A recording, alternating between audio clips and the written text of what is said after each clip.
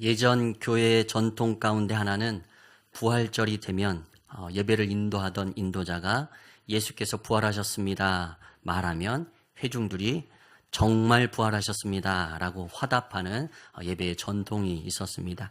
이 시간이 부활주일 같이 그렇게 고백해 보길 원하는데요. 제가 예수 부활하셨습니다 하면 정말 부활하셨습니다. 이렇게 3번 한번 하겠습니다. 예수 부활하셨습니다. 정말 부활하셨습니다. 예수 부활하셨습니다. 정말 부활하셨습니다. 예수 부활하셨습니다. 정말 부활하셨습니다. 아멘. 정말 믿으십니까? 아멘. 오늘 이 아침 주님께서 우리를 위하여 죄와 사망을 뚫고 부활하신 줄 믿습니다. 이것이 믿어져야 예수가 그리스도시고 또 하나님의 아들이시라는 우리의 진정한 믿음의 고백이 나올 수 있는 줄 믿습니다. 초대교회부터 기독교의 예배와 또한 그리스도인들의 삶의 중심에는 예수 그리스도에 대한 그 부활의 신앙이 자리 잡고 있었습니다.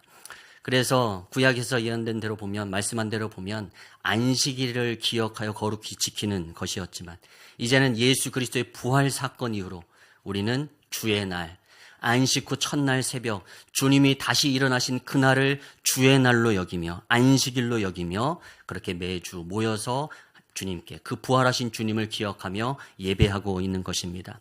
그래서 초대교회 성도들은 매 주일이 그렇게 작은 부활절처럼 그 부활의 신앙 가운데 기쁨과 감격으로 주님 앞에 예배 드렸던 것입니다. 오늘 이 시간도 우리가 함께 예배할 때 우리의 부활에 대한 신앙이 우리 안에 더욱 선명해지길 간절히 소망합니다. 그리고 매주일 주님 앞에 나와 예배할 때마다 매주 그 부활의 기쁨이 우리 안에 더욱 충만해지길 간절히 소망합니다. 오늘 말씀은 예수님의 빈 무덤의 현장을 우리에게 묘사해 줍니다. 빈 무덤가에 막달라 마리아가 찾아옵니다. 오늘 본문 말씀 앞부분인 요한복음 20장 1절에 그 모습을 이렇게 묘사합니다. 안식 후 첫날 일찍이 아직 어두울 때에 막달라 마리아가 무덤에 와서 돌이 무덤에서 옮겨진 것을 보고. 아멘. 예수님은 지난밤 십자가에 못 박혀 죽으시고 아리마대 사람 요셉과 또 니고데모를 통해서 장사되셨습니다. 그리고 바로 그 다음 날 안식일을 맞이했습니다. 유대인들은 안식일에 그 안식일 규정에 따라서 쉬어야 합니다. 노동을 하면 안 되는 것이죠. 그래서 노동이 무엇이냐 이것에 대한 규정이 곧 안식일에 대한 규정입니다. 이 안식일 규정에 따르면 2000규빗이라는 거리, 지금으로 하면 약 900m 이 이상 거리를 이동하게 되면 그것도 노동으로 여기는 것입니다. 그래서 안식일에는 먼 거리를 이동할 수조차 없었던 것이죠. 그래서 지금도 유대인들이 사는 아파트에 보면 그 안식일이면 저도 말로만 들었는데 한번 꼭 가면 보고 싶습니다. 유대인들이 사는 아파트의 안식일에 엘리베이터는 매 층마다 다 선다고 합니다. 내가 이렇게 7층 가고 싶다고 7층 누르는 게 아니라 이 누르는 것도 일로 여겨져서 내가 움직이는 것에 이거 내가 하면 안 된다 그래서 안식일엔 유대인들이 사는 아파트에 엘리베이터가 매 층마다 선다는 것입니다. 누르지 않아도. 또 그런 얘기도 들었습니다. 근데 그러면 이스라엘은 공공 우리 그 이동 수단인 버스 같은 건 그러면 주일날 안식일은 어떻게 하냐? 안식일에 아랍권 사람들이 운전을 한다고 합니다. 유대인들은 안식일을 쉬어야 돼서 아랍권 사람들이. 그래서 이스라엘은 유대인들만으로 이루어지지 않는다고 합니다. 이제 아랍권들이 같이 살면서 그 안식일의 빈자리의 노동력들을 아랍권 사람들이 대신하는 것이죠.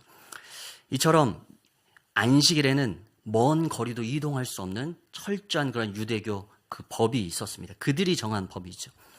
그래서 예수님이 무덤에 묻히셨지만 오늘 말씀 주인공이 이 막달라 마리아 묻히신 그 다음날 바로 찾아가서 뵙고 싶은 마음 굴뚝 같았겠지만 이 안식일 규정 때문에 그날은 움직이지 못했던 것입니다. 그리고 참고 있다가 안식 후 첫날 아침 일찍 아직 어두울 때라고 오늘 말씀을 기록하고 있습니다. 아직 해가 다 뜨지도 않아서 어둑어둑하는데 이제 안식일이 지났으니 움직일 수 있다 생각하고 그 무덤가를 예수님 무덤가를 이 막달라 마리아가 찾아간 것입니다. 그런데 무덤 문을 막고 있던 돌문이 옮겨져 있는 걸 보게 된 것입니다. 놀라서 이 막달라 마리아가 예수님의 수제자들이죠. 베드로와 요한을 불러서 그 빈 무덤을 함께 살펴봅니다. 그러나 예수님은 어느 곳에도 계시지 않고 예수님의 무덤은 비어 있었고 예수님을 쌌던 세마포만 고이 놓여져 있었습니다. 그리고 제자들은 집으로 다 돌아가 버립니다. 그러나 마리아는 그 아쉬움에 주님이 도대체 어디 가셨을까? 그 아쉬움과 또 그 슬픔에 쌓인 채 그 무덤가에 머물면서 계속 울고 있었던 것입니다. 오늘 11절 말씀입니다. 마리아의 모습 함께 같이 한번 읽겠습니다. 시작. 마리아는 무덤 밖에 서서 울고 있더니 아멘. 먼저 첫 번째 오늘 말씀은 슬픔에 지배당한 막달라 마리아의 모습을 우리에게 묘사해 줍니다. 인간의 죽음은 어찌해 볼 수 없는 필연적인 상황이죠. 이미 벌어진 것이고 더 이상 어찌해 볼 수 없는 절망의 상황이 바로 죽음입니다. 아무리 사랑하고 아무리 보고 싶어도 다시는 볼 수 없는 그 예수님의 죽음이라는 절망적인 상황 앞에서 막달라 마리아는 이 죽음보다도 더한 절망을 경험하는데 그것이 뭐냐면 죽으셨는데 그 시체조차도 찾을 수 없다는 것입니다. 예수님의 시체, 그 시체를 모시고 또 향품을 바르기 위해서 왔는데 무덤문이 열려져 있고 예수님 시체조차도 사라진 것입니다. 지금 막달라 마리아에게 이 예수님의 빈 무덤은 부활의 현장이 아니라 시신을 도둑맞은 사건, 범죄의 현장처럼 여겨지는 것입니다. 도대체 누가 가져간 거냐? 예수님의 시신 도대체 어디 간 것이냐? 그녀의 눈은 오직 잃어버린 예수님의 시신 도대체 어디 계실까? 누가 가져간 것일까? 이 답답한 마음, 슬픈 마음을 갖고 지금 눈물 짓고 있었던 것입니다. 그렇게 무덤 밖에서 예수님의 시신을 잃어버렸다고 탄복하며 슬퍼하고 있는 막달라 마리아에게 천사들이 나타나 이야기합니다. 오늘 13절입니다. 천사들이 이르되 여자여 어찌하여 우느냐? 이르되 사람들이 내 주님을 옮겨다가 어디 두었는지 내가 알지 못함이니이다. 아멘. 어찌하여 우느냐? 천사들이 나타나 마리아에게 묻습니다. 마리아가 대답합니다. 사람들이 내 주님을 어디에다 옮겨 두었는지 내가 알지 못하기 때문에 지금 탄식하며 이렇게 울고 있습니다. 오늘 이 장면을 보면 마리아는 천사가 나타났는데도 놀라지 않습니다. 영적인 존재 아닙니까? 그냥 사람을 보는 것도 아니고 영적인 존재인 천사가 나타나서 말을 걸고 있는데 놀라지도 않습니다. 그냥 태연하게 자신이 지금 그 왜 울고 있는지 그 이유를 그 천사들에게 그저 대답할 뿐입니다. 놀라지도 않습니다. 그저 예수님의 시신이 사라져버린 것이 너무도 가슴 아프고 속상해서 그 깊은 슬픔 가운데 빠져 있는 것입니다. 그리고 이어서 14절에 이렇게 묘사합니다. 우리 14절 같이 한번 읽겠습니다. 시작. 이 말을 하고 뒤로 돌이켜 예수께서 서 계신 것을 보았으나 예수이신 줄은 알지 못하더라. 아멘. 오늘 말씀을 보면 마리아는 그 천사에 대답하고 난 후 뒤로 돌아봤는데 예수님이 서 계신 거예요. 그런데 그걸 예수님으로 알아보지 못합니다. 우리의 지금 관점으로 보면 왜 그걸 못 알아볼까 답답한 생각이 들지만 지금 추정해 보건대 깊은 슬픔 가운데 빠져있는 마리아에게는 눈에 뵈는 것이 지금 하나도 없습니다. 저 깊은 절망 가운데 빠지면 우리도 그렇지 않습니까? 내 주변에 무엇이 일어나는지 그거 눈에 들어오지 않습니다. 떠나간 그 사람에 대한 아픔과 그 슬픔 가운데 그냥 주저앉아 울고 있을 뿐이지 지금 내 곁에 누가 있는지 내가 지금 무엇을 하고 있는지조차 알지 못하는 것이 깊은 슬픔 가운데 빠진 사람의 모습입니다.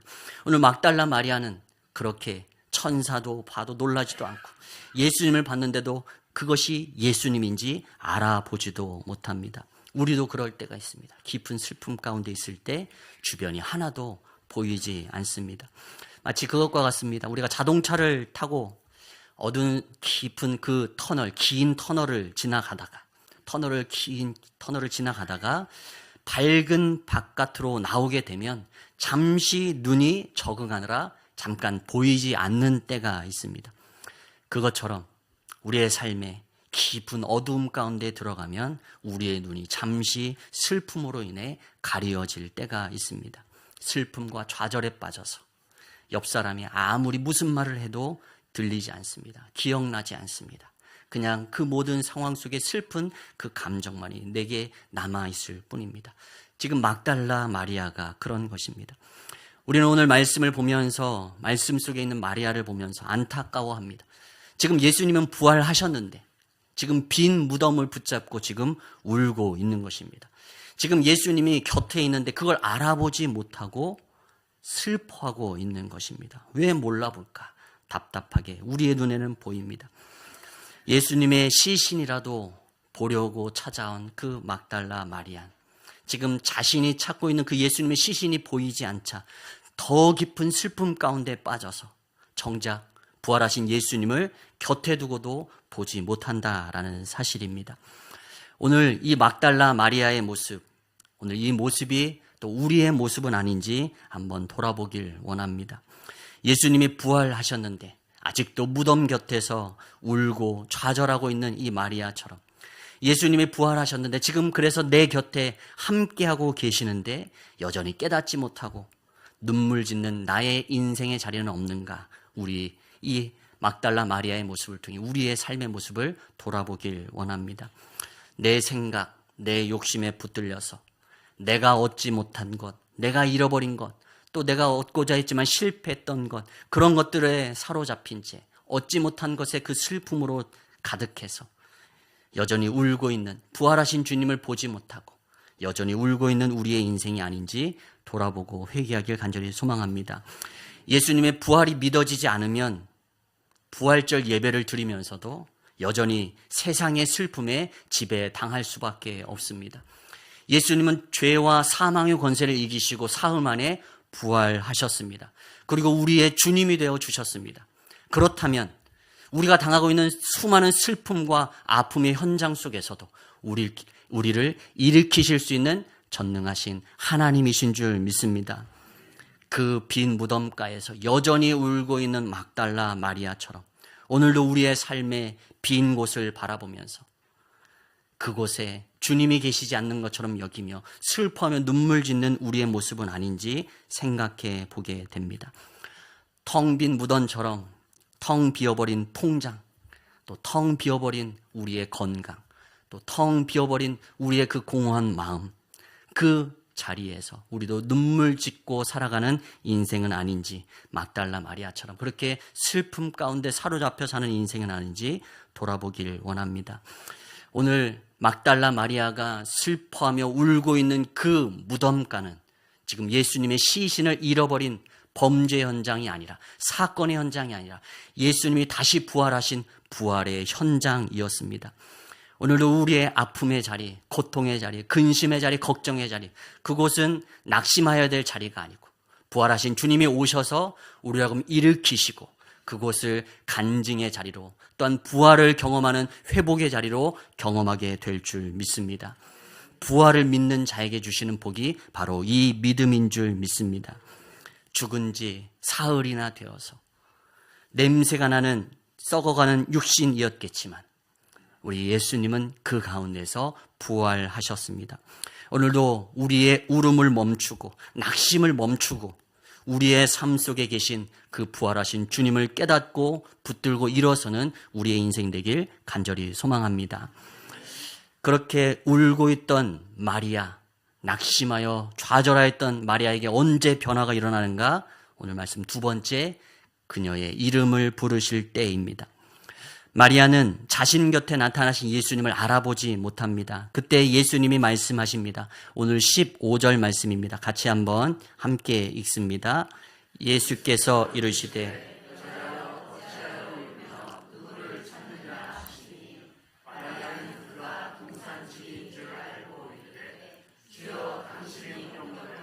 어디 두었는지 내게 이르소서.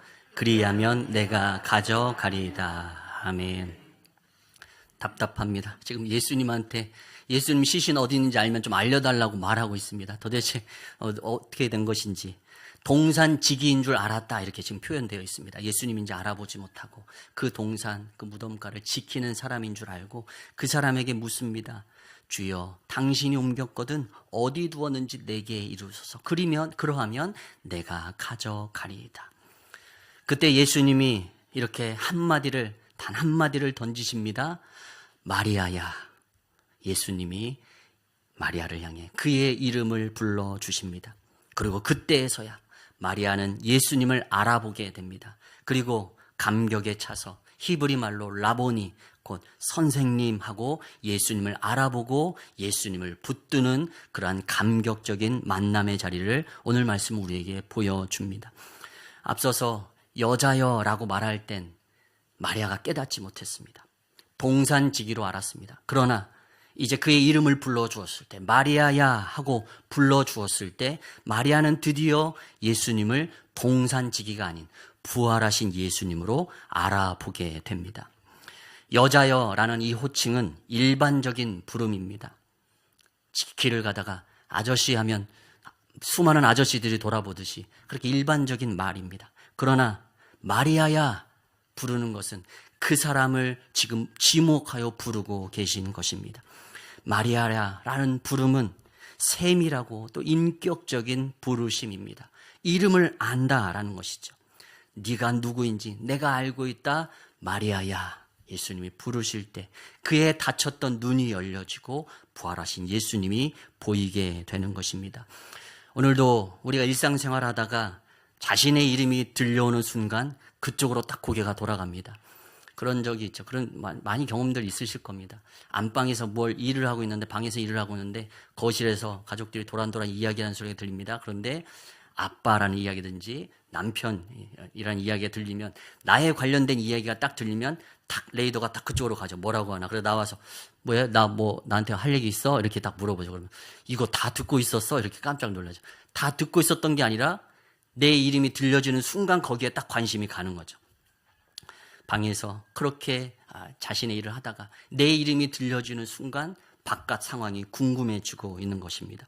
오늘도 슬픔 가운데 주저앉아 있던 그녀에게 자신의 이름이 들려지는 순간 자신을 향해 생전에 친밀하게 부르셨던 그 예수님의 음성이 깨달아지며 부활하신 예수님이구나라는 깨달음이 마리아에게 일어나게 된 것입니다. 오늘 말씀을 보면 요한복음에 나오는 그 목자의 그 비유, 목자와 양의 비유가 생각납니다. 목자는 양을 알고 양도 목자의 음성을 안다, 그렇게 말씀합니다. 그래서 수많은 양들이 있지만 목자가 부르게 되면 목자에게 속한 양들이 목자를 따라 줄줄줄 밖으로 나가게 되는 것이죠. 마리아야 부르실 때 예수님이 마리아를 아시고 또 마리아가 예수님을 아는 관계임을 여기서 확인이 됩니다. 그러니 마리아야 부르니 그분이 내 목자시구나, 내 구주시구나. 닫혔던 마리아의 눈이 열려지면서 부활하신 예수님을 알아보게 되는 것입니다. 마리아라는 그의 이름 안에는 마리아의 과거가 담겨 있습니다. 그녀는 7 귀신이 들렸던 여인입니다. 성경에 보면 심각하게 그 7 귀신에 들려서 자신의 몸을 지체할 수 없던 자였습니다. 그런데 예수님께서 그 막달라 마리아를 7 귀신 들린 막달라 마리아를 치유해 주시고 지금 자신이 있게 해준 분이 바로 예수님이셨습니다. 마리아야 부르는 순간 생전의 음성 그대로 마리아야 부르실 때 슬픔과 절망 가운데 빠져있던 마리아가 예수님의 부활을 깨닫게 됩니다. 한 실험 영상을 본 적이 있습니다. 기어다니는 한 영유아가 바닥이 유리로 되어 있는 곳을 이렇게 기어갑니다. 그런데 기어가다가 이제 바닥이 이제 텅 비어 있는 것을 보게 됩니다. 유리니까 바닥이 이제 비어 있는 게 보이는 것입니다. 마치 낭떠러지처럼 이게 무서워 보이는 것이죠. 유리이지만 밑에가 비어 있으니까 무서워서 딱 거기서 기어가다가 딱 멈춰섭니다. 그런데 그때 저 아이가 기어가는 그 길 반대편에 서서 엄마가 그 아이의 이름을 부릅니다. 재중아, 이리 와, 이리 와, 잘하고 있어, 괜찮아, 이리 와. 어떻게 됐을까요? 이 아이가 처음엔 주저주저 하다가 무서워서 앞에 보이는 낭떠러지가 무서워서 못 가고 있다가 엄마가 자신의 이름을 부르면서 오라고 하니까 웃으면서 바닥 보면서 아니라 엄마를 보면서 막 기어가는 겁니다. 그러면 엄마가 잘했어 칭찬해서 그 어려운 난간을 통과하는 것을 실험을 통해 하는 것을 제가 보았습니다. 자신이 보았을 때 낭떠러지이지만 엄마의 음성을 듣게 되고 엄마가 나를 향해서 오라고 했을 때 이 아이에겐 두려움이 사라지는 것이죠. 그리고 그 유리로 된 바닥을 두벅두벅 기어서 엄마의 품에 가서 안기는 것입니다. 오늘도 예수님은 우리의 이름을 부르십니다. 재중아, 재중아. 슬픔과 절망과 좌절에 빠져있는, 그래서 옴짝달싹 할 수 없이 좌절 가운데 있는 우리에게 부활하신 예수님이 우리의 이름을 부르십니다. 재중아. 그때 우리는 예수님이 부활하신 주님임을 그리고 전능하신 하나님임을 확신하고 기쁨으로 주님의 품 안에 달려나아가 안겨지게 될 줄 믿습니다. 우리의 인생의 수많은 걱정과 두려움을 뒤로하고 불신을 뒤로하고 부활하신 주님이 우리의 이름을 불러만 주신다면 우리는 그 주님 곁으로 어떠한 어려움도 또 걱정도 낙심도 슬픔도 다 떨쳐버린 채 주님께로 달려갈 수 있게 되는 줄 믿습니다. 우리에게는 수많은 이름들이 있습니다. 저에겐 아저씨라는 이름도 있고요, 아빠라는 이름도 있고, 남편이라는 이름도 있고, 목사라는 이름도 있고, 이번에 또 노예에 갔더니 교육부 서기를 맡기셔가지고 안 맡으려고 그랬는데 교육부 서기라는 이런 이름도 있습니다.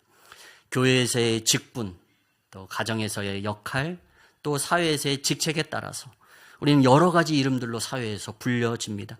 그러나 그것은 진짜 내 이름이 아니죠. 예수님은 오늘 우리의 본래 이름을 불러주십니다. 마리아야 부르시듯이 오늘도 우리 각 사람의 이름을, 그 본 이름을, 그 원래 내 본 모습 그대로 예수님께서 알아보시고 우리의 이름을 불러주시는 줄 믿습니다. 재중아, 마리아야, 그것이 진짜 우리의 모습이고 진짜 우리의 본래의 모습입니다. 부활하신 예수님께서 마리아에게 나타나셔서 마리아야 부르듯이 예수님은, 그리고 하나님은 수많은 믿음의 사람들에게 그렇게 이름을 부르며 나타나셨습니다. 다메섹 도상으로 가던 사도 바울에게도 부활하신 주님이 나타나셔서 말씀하셨습니다. 사울아, 사울아 부르셨습니다. 마찬가지로 시내산 가시떨기 나무에서 하나님은 모세를 부르십니다. 모세야, 모세야. 하나님의 전 처소에서 잠들고 있는 사무엘을 향하여서도 하나님이 부르십니다. 사무엘아, 사무엘아. 오늘도 하나님은 그들의 이름을 부르시며 그들 곁으로 다가오셨습니다. 그리고 놀라운 능력의 사람으로 하나님의 일꾼들로 그들을 세워주셨습니다. 오늘도 하나님은 우리 각 사람의 이름, 한 사람 한 사람의 이름을 부르며 우리에게 다가오시는 주님이신 줄 믿습니다. 재중아, 너 왜 울고 있니? 나 여기 있다. 나 여기 살아있다. 걱정하지 마라. 두려워하지 마라. 할 수 있어. 내가 너와 함께 해줄게. 오늘도 이 음성을 들을 때 마리아의 입에서 라보니, 나의 선생님, 나의 주님이라는 고백이 터져 나온 것입니다. 오늘도 우리의 인생을 향하여서 주님이 우리의 이름을 부르시는 줄 믿습니다. 그리고 그 음성에 귀 기울이며 오늘도 이 마리아처럼 주님을 향한 뜨거운 우리의 신앙의 고백이 온전히 회복되길 간절히 축원합니다. 또 세 번째, 부활하신 예수님을 알아본 마리아는 어떻게 됩니까? 오늘 세 번째, 부활의 첫 증인으로 마리아를 삼으십니다. 오늘 본문 바로 앞부분에 등장하듯이 예수님의 수제자인 베드로와 요한도 빈 무덤을 확인했습니다. 그러나 그들은 왜 예수님이 무덤 가운데 계시지 않지? 그 궁금증을 가진 채 아무리 찾아도 보이지 않자 포기하고 각각 자신의 집으로 돌아갑니다. 그러나 막달라 마리아는 그 자리에서 떠나지 않습니다. 충격과 슬픔에 잠겨서 그 무덤을 떠나지 못하고 무덤 밖에 서서 계속해서 울며 그 자리에 머물고 있었습니다. 그런 막달라 마리아가 예수님의 부활의 첫 증인이 되었습니다. 당시 유대 사회에서 여성은 사회적으로 낮은 취급을 당했습니다. 그래서 여성은 법적인 증인의 자격이 없었다라고 합니다. 재판석에서 여성이 무엇을 봤다라고 증언하더라도 그 증언을 재판장이 신뢰하지 않는다라는 것입니다. 그만큼 사회적으로 여성의 지위가 인정받지 못하던 때였습니다. 게다가 마리아는 과거 7 귀신이 들렸던 그런 세상의 기준으로 보면 부정한 여인이었습니다. 그런데 예수님은 그런 여인이고 귀신 들렸던 부정한 자인 막달라 마리아를 부활의 첫 증인으로 사용하십니다. 그래서 오늘 그 막달라 마리아가 이렇게 증언합니다. 오늘 18절입니다. 18절 말씀 함께 읽습니다. 막달라 마리아가 가서 제자들에게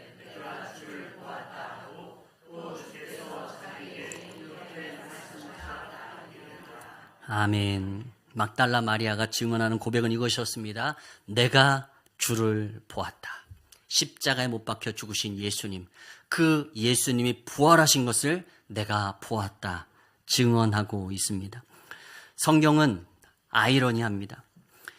증인으로서 부족한 여인인 막달라 마리아를 부활의 첫 증인으로 우리에게 제시해 주고 있습니다. 만약 성경을 사람이 썼다면, 인위적으로 썼다면 이토록 중요한 증언, 죽었던 예수님이 다시 살아나셨다라는 이 부활의 증언을 위해서 여인을 등장시키진 않았을 것입니다. 사람들이 아무리 말해봤자 믿지 않을 그 여인의 증언을 여기에 기록한다고 해서 사람들이 믿겠습니까?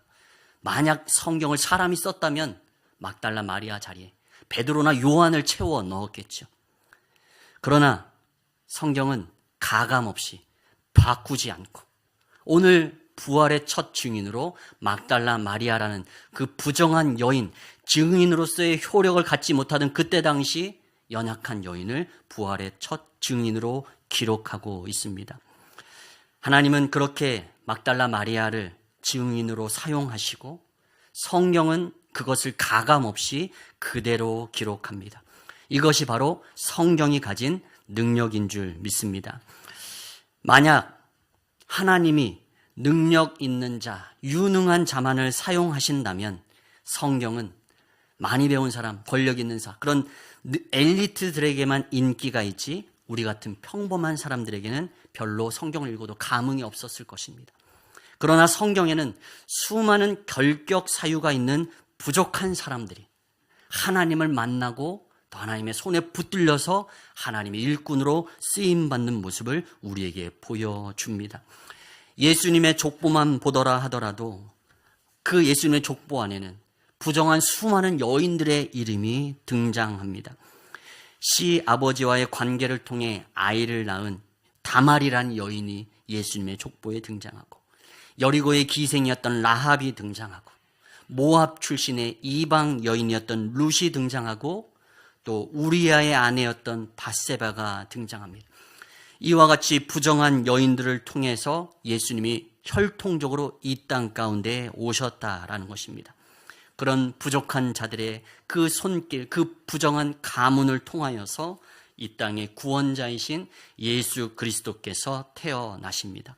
그리고 성경은 그 모든 것을 바꾸지 않고 숨기지 않고 가감없이 그대로 다 기록합니다. 가장 강력한 건 그 진실이죠. 성경은 그 모든 것을 사실대로 다 기록합니다. 오늘도 예수님의 이 부활의 현장을 성경은 있는 그대로 다 기록합니다. 부활의 현장에서 증인에 합당하지 않던 당시 막달라 마리아라는 여인이 첫 번째 증인으로 쓰임 받습니다. 12 제자도 아니고 예수님의 수제자인 베드로와 요한도 아니고 막달라 마리아가 예수님의 부활의 첫 증인이 되었습니다. 그리고 이 여인의 증언을 첫 번째로 듣는 사람들이 누구냐? 바로 예수님의 제자들입니다. 베드로와 요한이고 12 제자였습니다. 참 아이러니한 모습입니다. 오늘도 하나님은 그렇게 일하십니다. 배운 자, 또 많이 훈련받은 자가 아니라 가장 연약한 자를 들어서 강하게 사용하시는 하나님이신 줄 믿습니다. 고린도전서 1장 27절에서 28절 말씀입니다. 우리 같이 한번 읽겠습니다. 시작. 그러나 하나님께서 세상에 미련한 것들을 택하사